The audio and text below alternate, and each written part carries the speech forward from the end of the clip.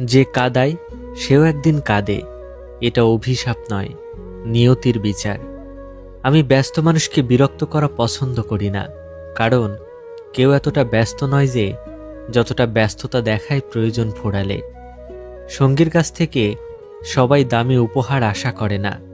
কেউ কেউ তার সঙ্গীর কাছ থেকে একটু সময়, যত্ন, ভালোবাসা, তাকে বুঝতে পারার মতো মন মানসিকতা এবং একটু ভালো ব্যবহার আশা করে। বিশ্বাস এখন অভ্যাসের বিষয় নয়, দুঃসাহসের বিষয়। কেঁদে কেঁদেও কেউ সত্যির বদলে মিথ্যা বেছে নিলে বিশ্বাস করা কঠিন হয়ে যায়।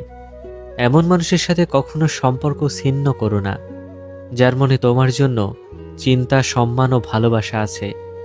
ঠকানোর বুদ্ধি ক্ষণস্থায়ী, কিন্তু ঠকে যাওয়ার শিক্ষা আজীবনের জন্য। যে মানুষটা কাউকে ঠকাতে চায় না, বিশ্বাস করুন, সেই মানুষটাই প্রতিটা জায়গা থেকে ঠকে আসে।